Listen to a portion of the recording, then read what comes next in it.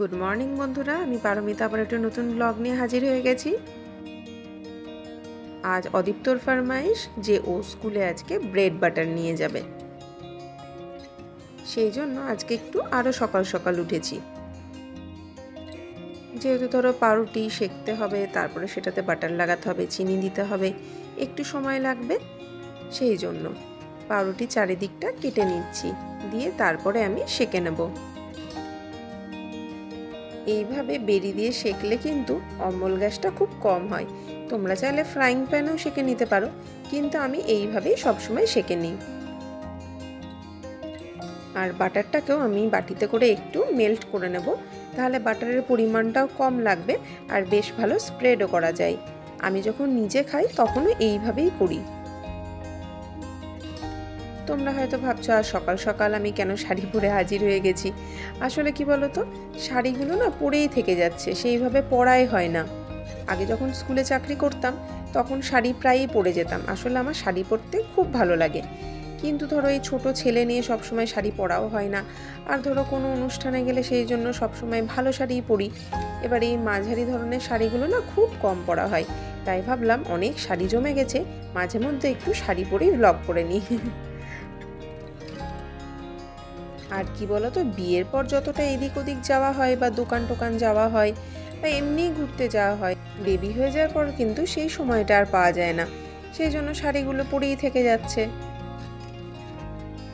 আর অদীপ্ত যত বড় হচ্ছে তত যেন চাপ বাড়ছে, এই পড়াশোনার চাপ, তাকে বারবার করে কি খাবার দিতে হবে সেই খাবার বানানোর চাপ। আর যেহেতু অদীপ্তকে বাইরের খাবারটা খুবই কম দিই, আমি সবসময় বাড়িতে রান্না করেই খাওয়াই, যেটাই ও চাই সেটাই রান্না করে দিই সাধারণত। সেই জন্য ধরো আর একটু বেশি খাটুনি হয়, দিয়ে না আর কোথাও বেরোলেও শাড়ি পরার আর এনার্জিটা থাকে না, তখন মনে হয় যেন একটা কুর্তি বা চুড়িদার পরে নিই, তাড়াতাড়ি হয়ে যাবে, ওটাই সুবিধাজনক। আর কোনো অনুষ্ঠানে গেলে তো ধরো সেটা আলাদা ব্যাপার, সেটা তো শাড়ি পরতেই হয়। পাউরুটিটাকে না একটু ছিঁড়ে ছিঁড়ে দিচ্ছি, একটা পাউরুটিকে 4টে ভাগ করে দিলাম, তাহলে ওর খেতে সুবিধা হবে। আর কি বলতো, ও এখনো সেভাবে ছিঁড়ে খেতে শেখেনি তো, রুটি বলো বা পাউরুটি বলো, সেই জন্য একটু ছিঁড়েই দিলাম, তাহলে ওর সুবিধা হবে আর কি। এক এক দিন এক এক রকম টিফিন। আগের দিন তো দেখলে আলু ভাজা মুড়ি নিয়ে যাবে বলে আলু ভাজা করা হলো, আবার আজকে ব্রেড বাটার। নেক্সট আবার টিফিন বলে রেখেছে হয় জ্যাম দিয়ে পাউরুটি, আর না হলে তোমার চিড়ে ভাজা নিয়ে যাবে। এই ছোটতেই এত ফরমাইশ, আমি ভাবছি যখন একটু বড় হবে আর একটু বুঝতে শিখবে তখন যে কি হবে কে জানে বাবা। যাই হোক, টিফিন তো রেডি, এবার অদীপ্তকে রেডি করিয়ে দিই। টিফিনটা তাকে দেখানোর পর তার যে হাসি মুখটা দেখতে পাই, তখন আর পরিশ্রমটাকে যেন কিছু মনেই হয় না। অদীপ্তও পুরোপুরি রেডি হয়ে গেছে, ওর পাপাও রেডি হয়ে গেছে, এবার ব্যাগ ট্যাগ নিয়ে আমরা নিচে যাব, আর এখানে জুতোটা পরিয়ে দিই অদীপ্তকে, তাহলেই হয়ে যাবে। কি বলতো, এই দুদিন ধরে না মাঝে মধ্যে একটু বৃষ্টি হচ্ছে, তাই ওয়েদারটা বেশ ঠান্ডা ঠান্ডা আছে, সেই জন্য অদীপ্তকে আজকে ফুল প্যান্ট পরিয়ে দিয়েছি, আর একটু ঢেকে ঢুকেই নিয়ে যাব, বেশ ঠান্ডা ঠান্ডা হাওয়া আছে। হালকা রোদ উঠেছে অবশ্য, কিন্তু তোমার বলা তো যায় না, যখন তখন বৃষ্টি চলে আসছে আবার। এখন স্কুল থেকে আসার পথে এ দেখো গাদাল পাতা নিয়ে এসেছি, আর দুটো হাঁসের ডিম আর দুটো মুরগির ডিম নিয়ে এসেছি।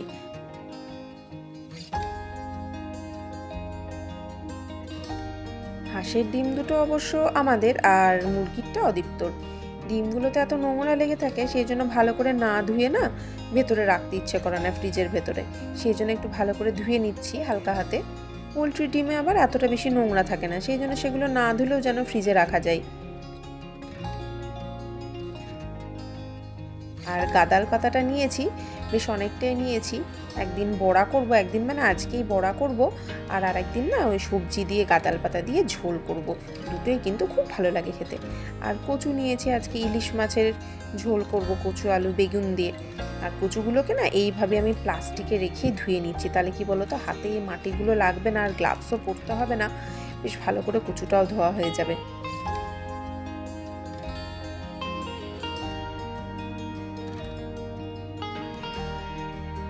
আমার আবার কচু খেতে না খুব ভালো লাগে, জানো তো, মানে কচু আলুর দম খেতেও খুব ভালো লাগে, বেশ মাংসের মতো করে করলে দারুণ লাগে খেতে। সকালবেলায় ডিমের ঝোল করব, সেই জন্য ভাতেই 2টো পোলট্রির ডিম দিয়ে দিচ্ছি, আর তোমার আলু দিয়ে দিচ্ছি ডিমের ঝোলে, যেহেতু আলু দেবো তাহলে ডিম আলু দুটোই সেদ্ধ হয়ে যাবে ভাতের সঙ্গে, তাহলে আর এক্সট্রা করে আমাকে সেদ্ধ করতে হবে না। এবার গাঁতাল পাতাগুলোকে ছাড়িয়ে নিচ্ছি।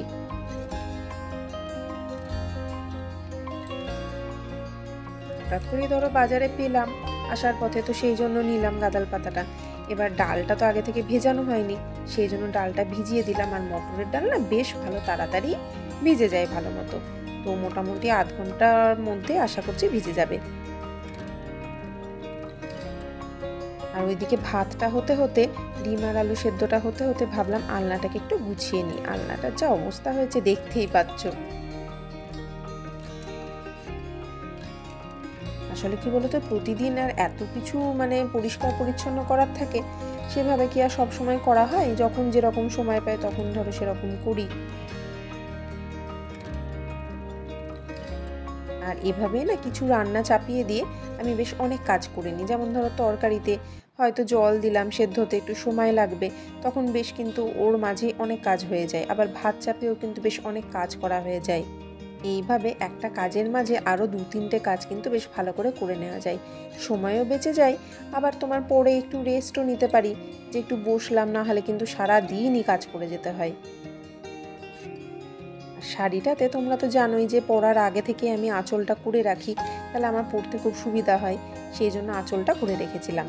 স্নান টান করে ওই শাড়িটা পরবো, তো সেই জন্য এই শাড়িটা আপাতত বাইরেই রাখলাম।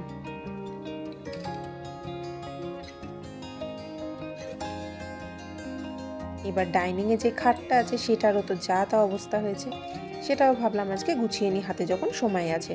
আর কি বলতো, অদীপ্ত আসার আগেই চেষ্টা করি আমি মোটামুটি সব কাজ সেরে নেওয়ার।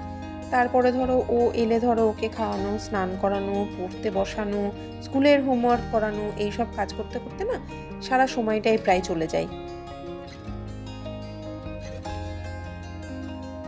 তারপর না দুপুরে এসে যদি না শুই, মানে অদীপ্ত যখন একটু ঘুমোয় তখন যদি আধ ঘন্টা বা 1 ঘন্টা যদি না শুই না, আমার খুব শরীর খারাপ করে।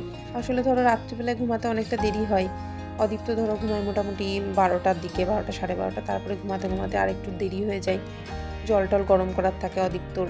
সেই জন্য তোমার দুপুরে যদি একটু না শুই শরীরটা খুব খারাপ করে, সেই জন্য চেষ্টা করি একটু সকাল সকালই কাজগুলো কমপ্লিট করে নেওয়ার। ছোট চাদর তো এত নেই, সেই জন্য বড় চাদর কিনে এভাবে ভাঁজ করে আমি পেতে দিই।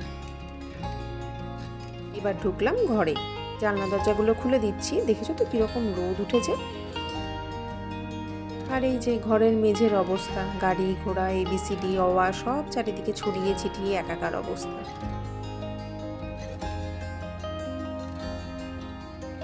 সারাদিনে যে ABCD আমি কতবার গুছাই আর এই গাড়িগুলো যে কতবার গুছাই তার তো কোনো ঠিক ঠিকানা নেই। যাই হোক, ভাতটা কিন্তু এখনো হয়নি, একবার দেখে এলাম আসার সময় ঘর থেকে, ভাতও তো আর একটু দেরি আছে, সেই জন্য ভাবলাম এই ঘরের বিছানার চাদরটা একটু চেঞ্জ করে নেব, আর যেগুলো একটু পরিষ্কার করার আছে সেগুলোকেও করে নেব।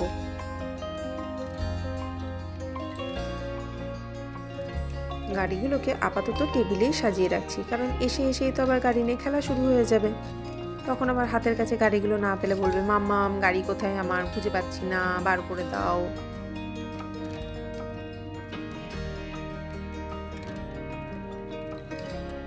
আর একটার পর একটা খেলনা তো কিনতেই আছে, ওর পাপাকে যতই বারণ করি না কেন সেই খেলনা আনতেই আছে।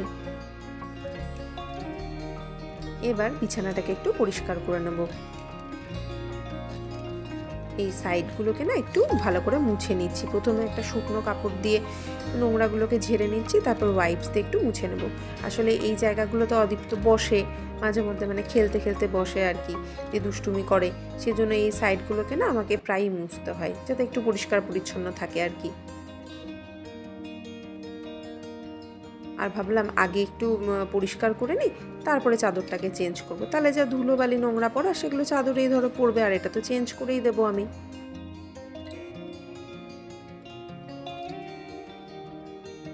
নতুন চাদর পাতা হয়ে গেছে, ভাতটা প্রায় হয়ে এসেছে, সেজন্য একটু তাড়াহুড়ো করেই বিছানাটাকে পরিষ্কার করে নিলাম। মানে জিনিসগুলো রেখে দিলাম। অদীপ্ত তো ধরো জিনিসের শেষ নেই, ক্রিম, কাজল, ওর একটা জামা প্যান্টের সেট, তারপরে কাঁথা, এই সমস্ত জিনিস রাখতে গিয়ে অনেকটা সময় চলে যায়। ভাত হয়ে গেছে, ভাতের ফ্যানটাও ঝরিয়ে নিয়েছি। আজকে না দুদিকেই কড়াই চাপিয়ে দিয়েছি, কারণ আজকে বেশ অনেক কিছু রান্না আছে, আর একটা দিকে চাপালে না কমপ্লিট করতে পারবো না, আবার অদীপ্তকে নিতে যেতে হবে। অতনু টিফিনটা করে নেবো, ছোলাটা ভিজিয়ে রেখেছিলাম, যে আলু আর ছোলাটাকে নুন, তেল, কাঁচা লঙ্কা আর তোমার জল দিয়ে একটু প্রথমে সেদ্ধ করে নেব, তারপরে বাকি মশলা টশলা দিয়ে একটু ফ্রাই করে দেবো। আর ওইদিকেও কড়াইটা বসিয়ে দিয়েছি, ওইদিকে ধরো ডিমের ঝোলটা করবো।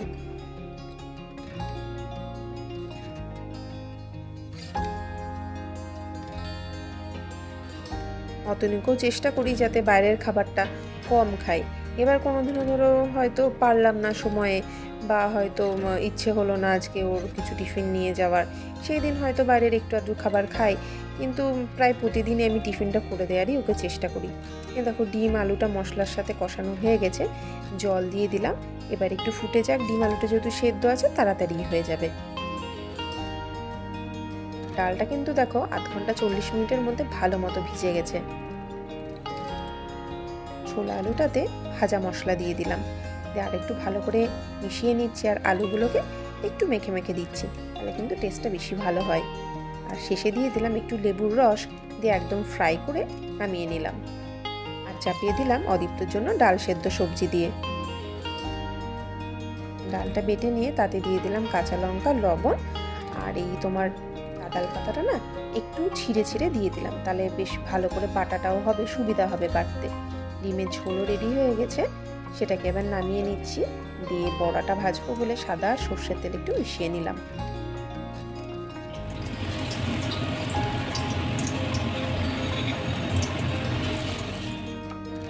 এই কাঁদাল পাতার না অনেক গুণ জানো তো, গা হাত পা ব্যথা কমে, তারপর তোমার পেট ভালো থাকে, আর আমার তো খেতেও খুব টেস্টি লাগে। আমাদের খাওয়া দাওয়া কমপ্লিট, অদীপ্তরও মোটামুটি রান্না কমপ্লিট। এসে শুধু ডিম সিদ্ধটা অদীপ্তর জন্য চাপাবো, তাহলেই হয়ে যাবে।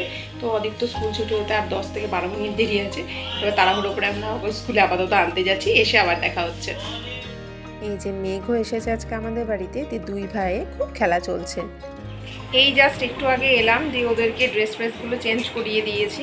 ওদেরকে বলতে অদীপ্ত আর আরুষ, মেঘ এসেছে আজকে ওর সাথে খেলা করবে বলে। তো হঠাৎ করে জানো তো আসার সময় বৃষ্টি শুরু হয়ে গেছে, মানে মেঘ অল্প অল্প করেছিল কিন্তু বুঝতে পারিনি যে বৃষ্টি শুরু হয়ে যাবে, দিয়ে একটু বেশ ভিজেই গেলাম। যাই হোক, অদীপ্ত রেনকোট নিয়ে গেছিলাম, আর মেঘকেও টুপিটা পরিয়ে দিয়েছিলাম, ছাতা নিয়ে গেছিলাম, সেজন্য এতটা অসুবিধা হয়নি। এসে ডিম সেদ্ধটা চাপিয়ে দিয়েছি, হয়ে গেল, দুটোকে খাইয়ে দেবো, তারপরে ওদের পেটটা শান্ত হবে, তো নিজেরা খেলা করবে, তা করতে করতে আমি বাড়ির কাজগুলো করে নেবো। মাছগুলোকে হালকা করে একটু ভেজে তুলে নিচ্ছি, তোমরা চাইলে কিন্তু কাঁচাও করতে পারো। কালো জিরে দিয়ে দিয়েছিলাম তেলে আগেই মাছ ভাজার সময়, তার জন্য এক্সট্রা করে আর দিলাম না। আর রান্নাটা কিন্তু অবশ্যই সর্ষের তেলে করো। এবার বেগুন, আলু আর কচুকে একসঙ্গে লবণ হলুদ দিয়ে একটু ফ্রাই করে নেব। আর বলো না, বেগুনটাতে না পোকা ছিল, সেই জন্য পোকা বাদ দিতে গিয়ে শেপটা না সবগুলোর একই রকম হয়নি, আলাদা আলাদা হয়ে গেছে। ভালো করে ফ্রাই করা হয়ে গেছিলো, এবার জল দিয়ে মোটামুটি সেদ্ধ করে নেব। অদীপ্তর মাছের ঝোলটাতেও জল দিলাম, আবার আমাদের মাছের ঝোলটাতেও জল দিলাম। তো চলো দেখে আসি দুটো মিলে কি অত্যাচারটা না করছে।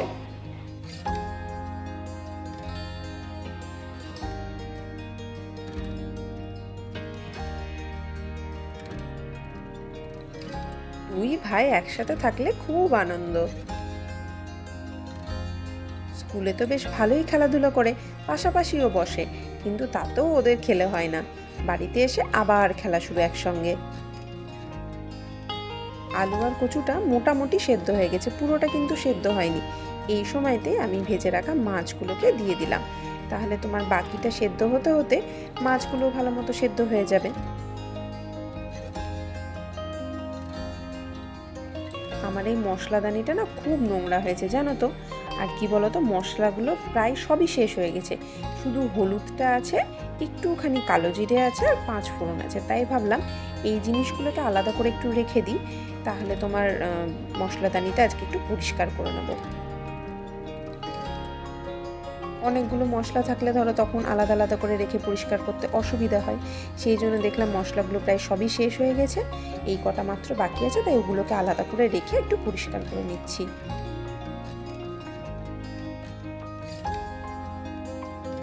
একটু ভালো করে জল দিয়ে ধুয়ে নিলাম। আর কি বলতো, খুব তেল ছিটেও পড়ে, যেহেতু রান্নাঘরেই থাকে ধরো, সেই জন্য আর কি। আর এমন কিছু বেশি জিনিস কিন্তু দেবো না, এই ভীম জেল দিয়েই পরিষ্কার করে নিচ্ছি। এই যে গালার যে স্কচ পাইপটা না, ওটাতে তোমার খুব খুব খুব ভালো পরিষ্কার হয় যে কোনো জিনিসই। আলু কচু সব ভালো মতো সেদ্ধ হয়ে গেছে, গ্রেভিটাও একদম পারফেক্ট হয়ে গেছে। এই সময় আমি সর্ষে আর কাঁচা লঙ্কা বেটে এইভাবে হাতে করে ছেঁকে ছেঁকে দিয়ে দিচ্ছি। ফ্লেমটা হাই করে দিচ্ছি, দিয়ে 1-2 মিনিট মতো একটু ফুটিয়ে নিয়ে তারপরে ফ্লেমটা লো করে দেবো।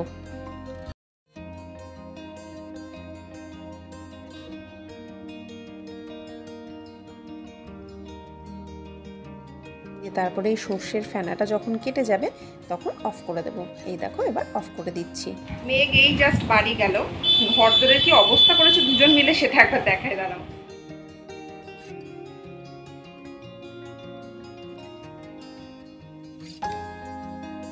রান্না টান্না তো ধরো এবেলার মতো সবই কমপ্লিট হয়ে গেছে, তাই ভাবলাম রান্নাঘরটাকে পরিষ্কার করে নিই।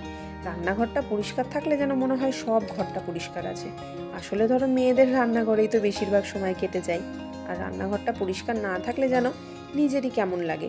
আর এখন যেহেতু আপাতত রান্না করার কিছু নেই, তাই পরিষ্কার করেই রেখে দিচ্ছি।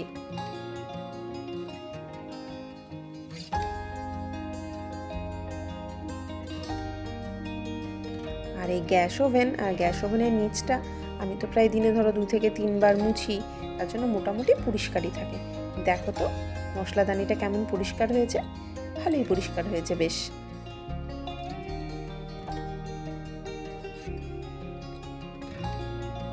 মিক্সার গ্রাইন্ডারটাকেও আমি না প্লাস্টিকের একটা জামা পরিয়ে ওকে রেখে দিচ্ছি, তাহলে কি বলতো তেল চিটেটা না পড়বে না, এতটা নোংরাও হবে না। আজকের মতো মোটামুটি কাজ আর রান্না এবেলার মতো আর কি কমপ্লিট হলো। এবার যাই স্নানটা করবো, এখনো স্নান হয়নি, অদীপ্ত জল খাচ্ছে, তা করতে করতে আমার স্নানটা কমপ্লিট করে নেব। তো বন্ধুরা, আজকে ব্লগটা সেই জন্য এখানেই শেষ করছি। যদি তোমাদের ব্লগটা ভালো লেগে থাকে তাহলে অবশ্যই চ্যানেলটিকে কিন্তু সাবস্ক্রাইব করো। ওকে, বাই।